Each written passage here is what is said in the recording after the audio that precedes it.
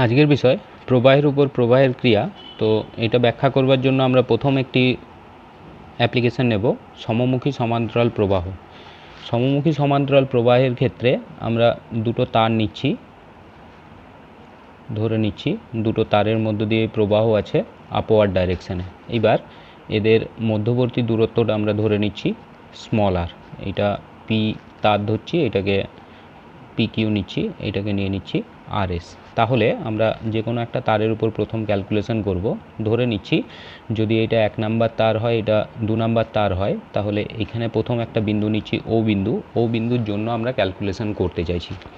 তাহলে প্রথম ক্ষেত্রে আমরা বায়োসাভার থেকে জানি দীর্ঘ ঋজু পরিবাহী, বায়োসাভার বা অ্যাম্পিয়ার থেকে জানি দীর্ঘ ঋজু পরিবাহীর জন্য নির্দিষ্ট দূরত্বে অসীম দূরত্বের যদি তারটা হয় তার ক্ষেত্রে চুম্বক ক্ষেত্রের রাশিমালা আমরা এক্ষেত্রে জানি B equals to mu naught I by 2πr। তো এক্ষেত্রে যদি আমরা এই 1 নাম্বার তারের জন্য ক্যালকুলেশন করি, তাহলে 1 নাম্বার তারের জন্য 2 নাম্বার তারের উপর চুম্বক ক্ষেত্রের মান হবে B equals to mu naught, ধরে নিচ্ছি এই তারের প্রবাহ আছে I1, এটা যদি I2 হয় mu not I1 by 2πr। আর ডাইরেকশন অনুযায়ী এটা হবে ডাউনওয়ার্ড ডাইরেকশানে, অর্থাৎ এটাকে আমরা ক্রস দিয়ে দেখাতে পারি। তাহলে যদি এটা ডাউনওয়ার্ড ডাইরেকশানে হয় তাহলে প্রযুক্ত বলটা কোন দিকে কাজ করবে সেটা আমরা দেখব। তো আগের মতো আমরা একটা ডেমনস্ট্রেট নিতে পারি। ধরে নিচ্ছি এই জিনিসটা আমরা নিচ্ছি। তো এক্ষেত্রে এইটা যদি চুম্বক ক্ষেত্রের ডাইরেকশন হয়, এটা একদম নিচের দিকে আছে, তড়িৎ প্রবাহ কোন দিকে যাচ্ছে? ওপরের দিকে। এই ছবি অনুযায়ী চুম্বক ক্ষেত্র নিচের দিকে, তড়িৎ প্রবাহ ওপরের দিকে। তাহলে এক্ষেত্রে প্রযুক্ত বল কাজ করবে ডান দিক থেকে বাম দিকে, অর্থাৎ এক্ষেত্রে আমি প্রযুক্ত বল দেখাতে পারি এই বরাবর। এইটা হয়ে যাবে প্রযুক্ত বলের ডাইরেকশান। তাহলে এবার এই প্রযুক্ত বলের মান কত হবে? আমরা ফ্লেমিংসের ওখান থেকে জানি এফ এর মান হয় বি আইএল। তাহলে একক দৈর্ঘ্যে যদি আমরা বলটা নির্ণয় করি, F by L equals to হবে বি ইন্টু আই। তাহলে দ্বিতীয় তারের জন্য যেহেতু ক্যালকুলেশন করছি, তাহলে ওটা যদি আমরা F21 নিতে পারি। 21 মানে হচ্ছে ফোর্স অন 2 ডিউ টু 1, 2 এর উপর বল, 2 এর উপর বল 1 এর জন্য। তো এখানে খেয়াল রাখতে হবে, এখানে এই F21টা হচ্ছে একক দৈর্ঘ্যে প্রযুক্ত বল, অর্থাৎ এটার যদি আমরা মাত্রা নেই, এটার মাত্রা লিখতে পারবো এম টি টু দি পাওয়ার -2, কারণ এখানে F by L equals to F21 আমরা নিচ্ছি। তাহলে F21 ইকুয়ালস টু লিখতে পারি, যেহেতু 1 নাম্বার তারের জন্য বল অনুভব করবে, তাই 1 নাম্বার তারের জন্য চুম্বক ক্ষেত্র, 2 নাম্বার তারের প্রবাহ। তাহলে রাশিমালা পেয়ে যাব F21 equals to mu not I1 by 2πr, এটা আসছে এখানের 1 নাম্বার সমীকরণ থেকে, ইন্টু I2। আর এখান থেকে আমরা নিতে পারি F21 equals to mu not I1 I2 by 2π into R. এটা নিচ্ছি 2 নাম্বার সমীকরণ।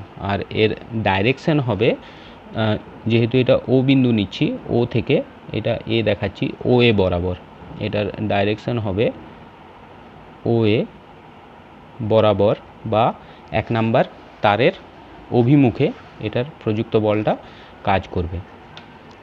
একইভাবে যদি আমরা দ্বিতীয় ক্যালকুলেশন করি, অর্থাৎ 1 নাম্বার তারের উপর যদি ক্যালকুলেশন করি 2 নাম্বার তারের জন্য, তাহলে এক্ষেত্রে আমরা B2 নিচ্ছি।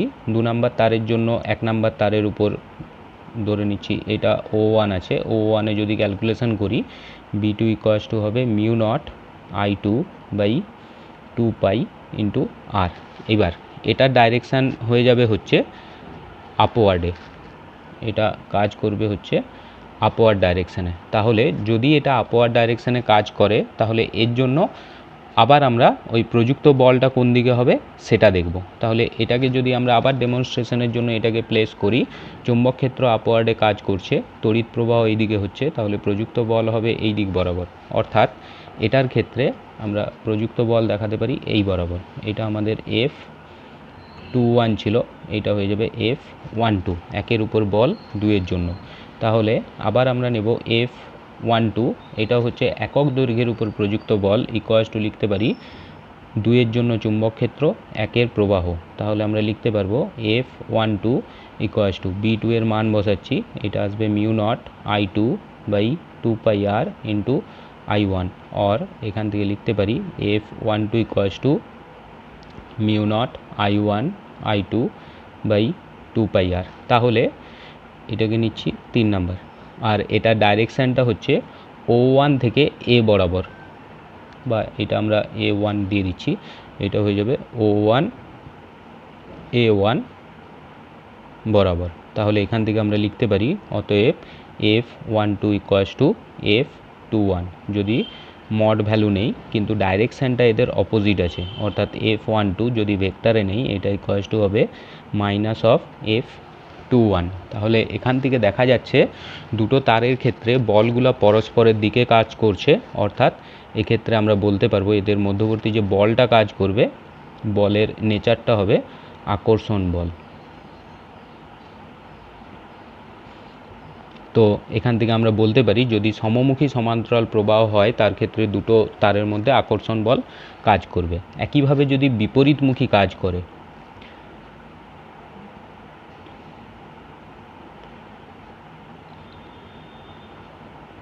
বিপরীতমুখী সমান্তরাল প্রবাহ, এর ক্ষেত্রেও ক্যালকুলেশন প্রায় একই রকম, এটা আমরা এখানে আর করছি না। ধরে নিচ্ছি একটার প্রবাহ আছে আপওয়ার্ডে I1, I2 আছে ডাউনওয়ার্ডে, এদের মধ্যবর্তী দূরত্ব আছে আর। এর ক্ষেত্রেও আমরা এফটা নির্ণয় করতে পারবো, এফ ইকুয়ালস টু আসবে μ0I1I2/2πr। একই নিয়ম ধরে আমরা ক্যালকুলেশন করতে পারি, কিন্তু এক্ষেত্রে যে বলটা কাজ করবে, তাহলে যেহেতু ডাইরেকশানটা ঘুরে গেছে, তাহলে আমরা সিমিলারিটি থেকে বলতে পারি এক্ষেত্রে প্রযুক্ত বলটা বাইরের দিকে কাজ করবে, এইটা হয়ে যাবে F21। এক্ষেত্রে এইটার জন্য প্রযুক্ত বলটাও বাইরের দিকে কাজ করবে F12। তাহলে যদি বিপরীতমুখী তড়িৎ প্রবাহ হয় তাহলে বলের নেচারটা হবে বিকর্ষণ। তো এক্ষেত্রে আমরা দুটো ক্যালকুলেশন পাচ্ছি, যদি সমমুখী সমান্তরাল প্রবাহ হয় তার ক্ষেত্রে আকর্ষণ বল কাজ করবে, যদি বিপরীতমুখী সমান্তরাল তড়িৎ প্রবাহের জন্য বল ক্যালকুলেশন করি তার ক্ষেত্রে বিকর্ষণ বল কাজ করবে। মনে রাখবার উপায় হচ্ছে সম আধান পরস্পরকে বিকর্ষণ করে, বিপরীত আধান পরস্পরকে আকর্ষণ করে, কিন্তু প্রবাহের ক্ষেত্রে কি হবে, সমপ্রবাহ অর্থাৎ ডাইরেকশানটা যদি সমান থাকে তার ক্ষেত্রে তারা আকর্ষণ করবে, কিন্তু ডাইরেকশানটা যদি বিপরীত হয় তার ক্ষেত্রে তারা পরস্পরকে বিকর্ষণ করবে। তাহলে এটার ক্ষেত্রে আমরা ফাইনাল এক্সপ্রেশন পেলাম, যে কোনো একটা নিতে পারি, F equals to μ0I1I2/2π into R. এখান থেকে প্রথম দুটো জিনিস নির্ণয় হয়। প্রথম যেটা নির্ণয় করব μ0-এর মাত্রা। তাহলে μ0-এর মাত্রা নির্ণয় করতে গেলে এটাকে আমরা সাজাতে পারি, μ0 ইকুয়ালস টু হবে F into 2πr/I1 into I2। তাহলে এখানে এফের মাত্রা খেয়াল রাখতে হবে, এখানে এফটা হচ্ছে একক দৈর্ঘ্যের উপর প্রযুক্ত বল, তাই এফের মাত্রাটা নেব আমরা m(t²-2), এলটা থাকবে না, ইন্টু আর এর মাত্রা হয়ে যাবে এল, আয়ের মাত্রা নিতে পারি, দুটো আই আছে তাই এ করে নিচ্ছি, স্কোয়ার হয়ে যাবে। তাহলে পুরো এক্সপ্রেশনটা আসবে mLt²-2 a²-2, এটা হয়ে যাবে μ0-এর মাত্রা। একইভাবে এখান থেকে আরেকটা সংজ্ঞা আসতে পারি, এটার আরেকটা অ্যাপ্লিকেশান, সেটা হচ্ছে 1 অ্যাম্পিয়ারের সংজ্ঞা। 1 অ্যাম্পিয়ারের সংজ্ঞার জন্য সমীকরণটা লিখে নেব, F ইকুয়ালস টু আছে μ0I1I2/2π ইন্টু আর। এক্ষেত্রে আমরা ধরে নিচ্ছি I1 সমান I2 সমান যদি 1 হয়, আর ইকুয়ালস টু যদি 1 মিটার হয়, এটা 1 অ্যাম্পিয়ার নিচ্ছি, বা আপাতত আই নিচ্ছি, আই অ্যাম্পিয়ারে নির্ণয় করব। আরটা যদি 1 মিটার হয় সেক্ষেত্রে আমরা এফটা নির্ণয় করলে পাবো, এই I1 I2 আই হয়ে গেছে, তাহলে এটা পাচ্ছি μ0/2π ইন্টু I²। তাহলে এফ ইকুয়ালস টু যদি আমরা বসাই μ0/2π, বা μ0-এর মান হয় 4π ইন্টু 10⁻⁻7/2π বা 2 ইন্টু 10⁻⁻7 নিউটন। তাহলে এখানে আমরা বলতে পারি যে এফের মানটা বসাচ্ছি 2 × 10⁻⁻7, তাহলে এইটা হয়ে যাবে I² = 1 or I = ±1। তাহলে এখান থেকে আমরা সংজ্ঞা দিতে পারি, দুটি সুদীর্ঘ, ঋজু, সমান্তরাল ও উপেক্ষণীয় প্রস্থচ্ছেদযুক্ত পরিবাহী তারকে 1 মিটার ব্যবধানে রাখা হলো। এদের মধ্য দিয়ে যে সমমানের তড়িৎ প্রবাহ চালু থাকলে প্রতিটি তারের 1 মিটার দৈর্ঘ্যে 2 × 10⁻⁷ নিউটন বল ক্রিয়া করে, তাকে 1 অ্যাম্পিয়ার তড়িৎ প্রবাহ বলে। তাহলে এই সমীকরণ থেকে আমরা বলতে পারি যে I এর মানটা 1 হবে যদি F এর মানটা হয় 2 × 10⁻⁷ নিউটন এবং এই দুটো তার যদি পরস্পর থেকে 1 মিটার দূরত্বে থাকে। তো এখান থেকে আমরা 1 অ্যাম্পিয়ারের আবার একটা সংজ্ঞা নিতে পারি। নেক্সট, এটার কিছু অ্যাপ্লিকেশন নেব।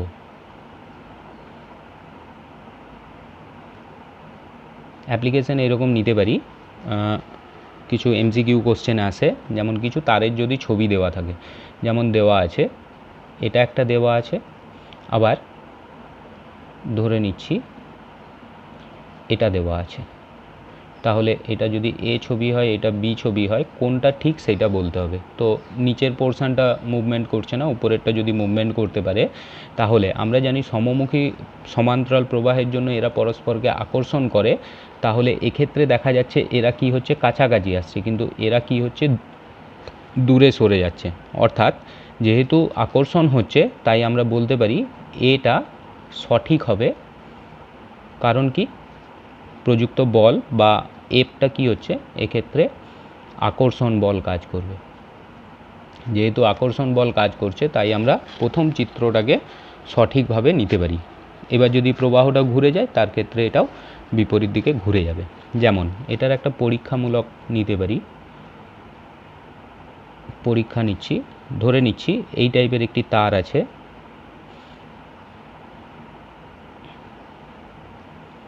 এইখান থেকে এই তারটা মুভমেন্ট করতে পারে, এটা ডান দিকে বা বাম দিকে মুভমেন্ট করতে পারে। এইখানে আমরা একটা পাত্রে পারদ রেখেছি, পারদ রেখে কি করছি, এইখানে একটা ব্যাটারি লাগাচ্ছি, ব্যাটারি লাগিয়ে এই পারদের সাথে এটাকে যুক্ত করে দিচ্ছি। তাহলে এটা যেহেতু পজিটিভ, এটা নেগেটিভ, তড়িৎ প্রবাহ এইভাবে আসবে, দুটো তারের মধ্য দিয়ে যাবে, এটাও I আছে, এটাও I আছে, দিয়ে পারদের মধ্য দিয়ে হয়ে বাইরে বেরিয়ে যাবে। তাহলে দেখা যাচ্ছে যে এদের ক্ষেত্রে প্রবাহটা সমমুখী সমান্তরাল। তাহলে এখন এটার যে নতুন অবস্থান হবে সেটাকে আমরা এইভাবে দেখাতে পারি। তো এক্ষেত্রে যে বলটা কাজ করবে সেটা হচ্ছে আকর্ষণ বল। তো এইভাবে আমরা ব্যাখ্যা দিতে পারি। আর যদি বিকর্ষণের জন্য নেই, একই রকম সেটআপটা কিছুটা নেব। ধরে নিচ্ছি পাত্র আছে, তাতে পারদ আছে, এইখানে একটা তার ডোবানো আছে, এখান থেকে রিপিট করা আছে, মুভমেন্ট করতে পারে এই তারটা। আর একটা তার এখানে আছে, এটাও এখান থেকে মুভমেন্ট করতে পারে। এবার এইখানে কি করছি, আমরা একটা ব্যাটারি লাগাচ্ছি, একটা পরিবর্তনশীল রোদের অ্যাক্রসে আমরা এটাকে লাগাচ্ছি। তাহলে এটা পজিটিভ নেগেটিভ, এক্ষেত্রে প্রবাহ এই বরাবর যাবে, গিয়ে কি হবে, এটা ডাউনওয়ার্ড ডাইরেকশানে, কিন্তু এক্ষেত্রে এটা কি হবে, আপওয়ার্ড ডাইরেকশানে, এটা এইভাবে বেরিয়ে আসবে। তাহলে দেখা যাচ্ছে এখান থেকে ছবিটায় যে এইখানে প্রবাহটা বিপরীতমুখী হওয়ার জন্য এরা পরস্পরকে বিকর্ষণ করবে। বিকর্ষণ করার জন্য কি হবে, এদের নতুন অবস্থানটা আমরা এই রকম দেখাতে পারি, এরা পরস্পর থেকে দূরে সরে যাবে। এইভাবে প্রবাহের জন্য প্রবাহের ক্রিয়াকে আমরা ব্যাখ্যা করতে পারি।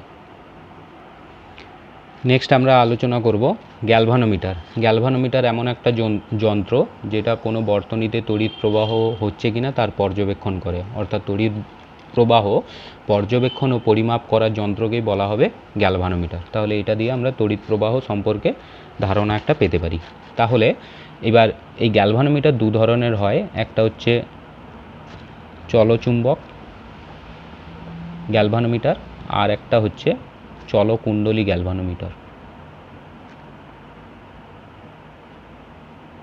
দুটো গ্যালভানোমিটার হতে পারে। তো চলচুম্বক গ্যালভানোমিটারের ক্ষেত্রে যে প্রিন্সিপালটা হচ্ছে সেটা চুম্বকের উপর তড়িতের প্রভাব। এর কার্যনীতি হচ্ছে চুম্বকের ওপর তড়িতের প্রভাব।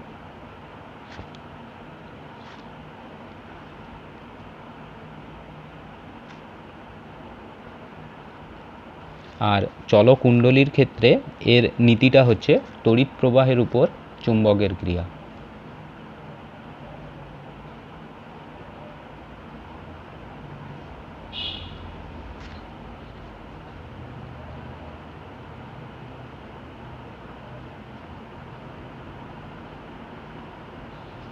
তাহলে এখানে আমরা যেটা আলোচনার মধ্যে রাখবো সেটা হচ্ছে চলকুণ্ডলী গ্যালভানোমিটার।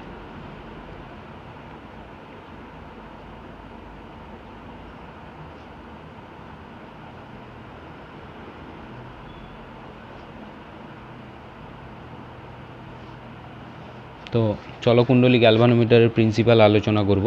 প্রিন্সিপালের জন্য আমরা ছবিটা এরকম নিতে পারি। এক্ষেত্রে একটা নর্থ পোল থাকে, একটা সাউথ পোল থাকে। এবার এখানে একটি ভারী অংশের মধ্যে একটি কয়েল আবদ্ধ করা থাকে। কয়েলটাকে আমরা এইভাবে দেখাতে পারি।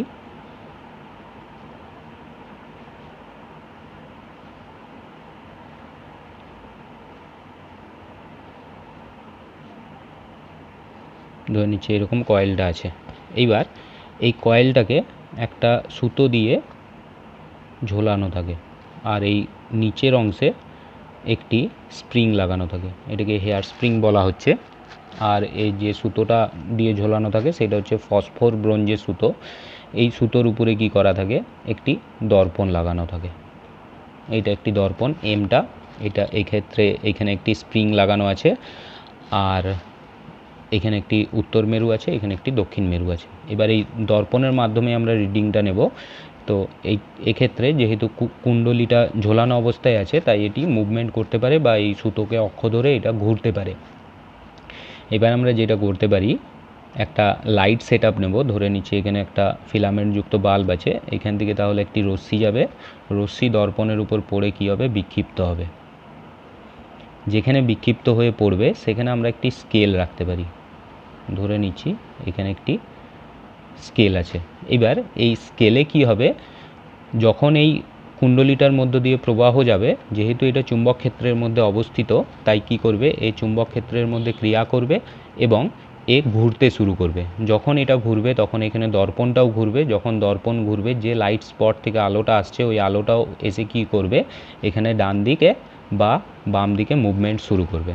তো এই মুভমেন্ট থেকে আমরা কতটা কি প্রবাহ যাবে সেটা ক্যালকুলেশন করব বা ওটার নীতিটা এখানে নির্ণয় করব। তাহলে এটা ক্যালকুলেশনের জন্য আমরা দেখতে পাচ্ছি এখানে দর্পণটা যদি থিটা কোণে ঘোরে, ধরে নিচ্ছি এটা যদি মোচড় খায় থিটা অ্যাঙ্গেলে, তাহলে বলতে পারি দর্পণটাও কী হবে, থিটা কোণে ঘুরবে। তো প্রাথমিক অবস্থায় ধরে নিচ্ছি দর্পণটার অবস্থান ছিল এই রকম। এইবার দর্পণটার নতুন অবস্থান যদি এটা হয়, এটা নিচ্ছে নতুন অবস্থান, ধরে নিচ্ছি এখানে এ থিটা কোণ করছে। থিটা কোণ করলে এটা যদি পর্দা বা এই স্কেলটা হয়, তাহলে এখান থেকে যদি কোথাও একটা আলো এসে পড়ে, ধরে নিচ্ছি প্রাথমিক অবস্থায় এখানে আলো পড়েছিল, দিয়ে ও স্পট তৈরি করেছিল এখানে। এটা যখন দর্পণের কোনো মুভমেন্ট হয়নি, কিন্তু যখন দর্পণ থিটা কোণে ঘুরে যাবে, দর্পণ থেকে পর্দার দূরত্ব ক্যাপিটাল ডি ধরছি, এবার দর্পণ যদি থিটা কোণে ঘুরে যায় তাহলে আলোর নীতি অনুযায়ী প্রতিবিম্ব কি হয়, 2 থিটা কোণে সরবে। এটা হয়ে যাবে 2 থিটা। এটা আমরা আলোর পোর্শনে পড়ব। খেয়াল রাখতে হবে দর্পণের মুভমেন্ট যদি থিটা হয় সেক্ষেত্রে প্রতিবিম্ব 2 থিটা কোণে সরে যাবে। এইবার এইটুকু কোণ যদি এইটুকু অংশ যদি আমরা স্মল ডি ধরি, আর এই দর্পণ থেকে পর্দার দূরত্ব যদি আমরা ক্যাপিটাল ডি ধরি, তাহলে সমীকরণ লিখতে পারবো 2 থিটা ইকুয়ালস টু বৃত্তচাপ বাই ব্যাসার্ধ। সেক্ষেত্রে আমরা লিখতে পারি small D by capital D. শর্ত নিচ্ছি small D less than capital D, আর এখান থেকে আমরা নির্ণয় করতে পারি theta equals to small D by 2 capital D. তাহলে এখান থেকে আমরা কোণের সাপেক্ষে কতটা শিফট হবে সেটার একটা ধারণা পেলাম। তো নেক্সট আমরা এটার প্রিন্সিপালটা অ্যানালিসিস করব। প্রিন্সিপাল হচ্ছে যখন আমরা বাইরে থেকে তড়িৎ প্রবাহ দিচ্ছি, এইখানে কয়েলের মধ্য দিয়ে প্রবাহ যাচ্ছে, প্রবাহটা কি হচ্ছে, একটা বহিস্থ চুম্বক ক্ষেত্রে আছে, তাই এক্ষেত্রে একটি টর্ক কাজ করবে। তাহলে বহিস্থ টর্কের রাশিমালা অলরেডি আমরা নির্ণয় করে রেখেছি। বহিস্থ টর্কের রাশিমালা যদি টাউ দিয়ে দেখাই, টাউ ইকুয়ালস টু ছিল BI/NA, যেখানে বিটা হচ্ছে চুম্বক ক্ষেত্রের মান, আইটা তড়িৎ প্রবাহ, এনটা পাক সংখ্যা এবং এটা হচ্ছে ক্ষেত্রফল। এইবার স্থিতিবিজ্ঞান থেকে আমরা বলতে পারবো যেহেতু একটা টর্ক কাজ করছে তাহলে এই সুতোটার উপরেও একটা টর্ক কাজ করবে। যদি আমরা এই বলটা তুলে নেই বা প্রবাহটা বন্ধ করে দেই, তাহলে এই সুতোটার মধ্যে যে মোচড়টা তৈরি হয়েছিল সেটা সুতোটাকে আবার আগের অবস্থায় নিয়ে আসবে। তাহলে সুতোর ভেতরে যদি টর্কটা টাউ প্রাইম হয়, এটার মানটা আমরা নিতে পারি C × থিটা। এটা টরশনাল রিজিডিটি থেকে আসে।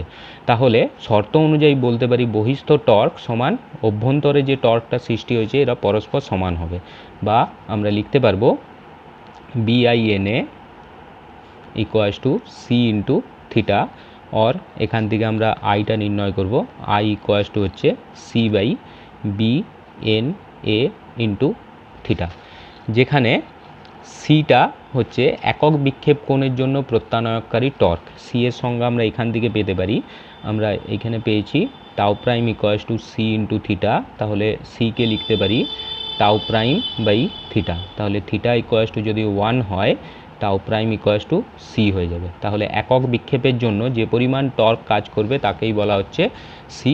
এটা একটা ধ্রুবক, বা ওই গ্যালভানোমিটারের জন্য এটা একটা নির্দিষ্ট ধ্রুবক। তাহলে এখানে আমরা সমীকরণ পেলাম I equals to C by BNA into theta. এবার এইটা যদি 1 নম্বর সমীকরণ নেই, আমরা থিটার মান পেয়েছি স্মল ডি বাই 2D, তাহলে এখান থেকে প্রবাহ লিখতে পারবো I equals to C by BNA into small D by 2D, और লেখা যেতে পারে I equals to C by 2BNA capital D into small D. তাহলে এখানে আমরা দেখতে পাচ্ছি আইটা স্মল ডি এর রেসপেক্টে চেঞ্জ হচ্ছে, বা স্মল ডি এর সাথে এটা সমানুপাতিক হচ্ছে। তাহলে এখানে এটা কতটা মুভমেন্ট হবে সেখান থেকে আমরা নির্ণয় করে নিতে পারি দর্পণের মধ্য দিয়ে কতটা প্রবাহ যাচ্ছে বা প্রবাহের মান কতটা, ওটা স্কেল অনুযায়ী আমরা সেট করতে পারি। তো এটাই হচ্ছে চলকুণ্ডলী গ্যালভানোমিটারের নীতি। নেক্সট আমরা আসবো সুবেদিতার শর্ত। প্রথম নির্ণয় করব প্রবাহ সুবেদিতা। এবার সুবেদিতা ব্যাপারটা কি? সুবেদিতা হচ্ছে সবচেয়ে কম প্রবাহের জন্য যদি বিক্ষেপটা সবচেয়ে বেশি হয় সেটাকে আমরা বলবো যে যন্ত্রটা খুব ভালো সুবেদী, ইংলিশটা হচ্ছে সেন্সিটিভ। যেমন আমরা সমীকরণ এক্ষেত্রে পেয়েছি I equals to C by BNA into theta. তাহলে এক্ষেত্রে আমরা সুবেদিতাকে এইভাবে দেখাতে পারি theta by I equals to BNA by C.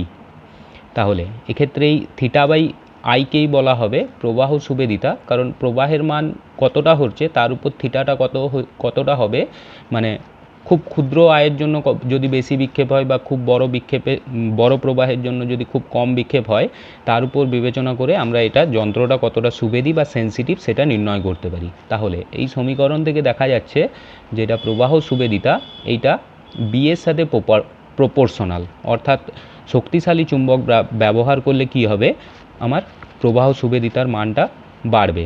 দ্বিতীয় হচ্ছে পাক সংখ্যা যত বেশি নেব প্রবাহ সুবেদিতার মান বাড়বে। কয়েলের ক্ষেত্রফল যত বেশি হবে সেক্ষেত্রেও প্রবাহ সুবেদিতার মান বাড়বে। কিন্তু এখানে আরেকটা ফ্যাক্টর আছে, থিটা বাই আই এটা প্রপোর্শনাল হচ্ছে 1/c এর সাথে। এবার সিটা ছিল একক বিক্ষেপের জন্য টর্কের রাশিমালা। এইবার তাহলে এই সিটা প্রপার্টিটা নির্ধারণ করবে হচ্ছে কি ধরনের সুতো দিয়ে আমি ওটাকে ঝোলাচ্ছি। তো এখানে আগেই বলেছি যে সুতোটা নিচ্ছি সেটা হচ্ছে ফসফর ব্রোঞ্জের সুতো। তো বলছে আমরা এমন একটা সুতো নেব, এমন প্রলম্বন সুতো ব্যবহার করতে হয় যার জন্য সি এর মানটা খুব কম হয়। তাহলে দেখতে পাচ্ছি সিটা যত কম হবে তত সুবেদিতাটা বাড়বে, যার জন্য সিটা আমরা কম নেব। তাই খুব সরু কিন্তু কুণ্ডলীর ভার বহনে উপযোগী সুতো ব্যবহার করতে হয়, এই জন্যই ফসফর ব্রোঞ্জ ম্যাটেরিয়ালের আমরা সুতোটা নেব। সরু হবে কিন্তু কয়েলের যেন ভারটাও নিতে পারে, এই রকম ধরনের আমরা একটা সুতোকে ব্যবহার, তো যার জন্য কি করা হয় ম্যাটেরিয়ালটা নেওয়া হয় ফসফর ব্রোঞ্জ, এইটা দিয়ে সুতোটা তৈরি করা হয়। দ্বিতীয় আসবো বিভব সুবেদিতা।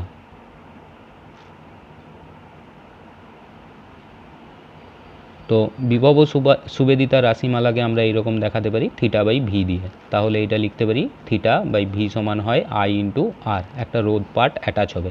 তাহলে এখানে আমরা থিটা বাই আয়ের মান জানি, তাহলে পুরো এক্সপ্রেশনটা আসবে BNA by C into capital R. তাহলে এটা হয়ে যাবে বিভব সুবেদিতার রাশিমালা। তাহলে এক্ষেত্রে দেখা যাচ্ছে থিটা বাই ভি এটা ডিপেন্ড করবে হচ্ছে চুম্বক ক্ষেত্র বি এর উপর, পাক সংখ্যা, ক্ষেত্রফল যা ছিল তাই, কিন্তু তার সাথে সাথে এটা প্রপোর্শনাল হবে 1/c, আলোচনা হয়ে গেছে। আর একটা হচ্ছে কুণ্ডলীর রোধ কতটা আছে তার উপর এটা ডিপেন্ড করবে, আর এটা প্রপোর্শনাল হচ্ছে 1/r এর উপর। কুণ্ডলীর রোধ যত কম হবে সেক্ষেত্রে কী হবে, সুবেদিতার মানটা বা বিভব সুবেদিতার মানটা ততটাই বাড়বে। তো এইভাবে আমরা এটাকে ব্যাখ্যা করতে পারি বা আলোচনা করতে পারি। সুবেদিতার পার্টটা, এই দুটো পার্ট ইম্পর্ট্যান্ট।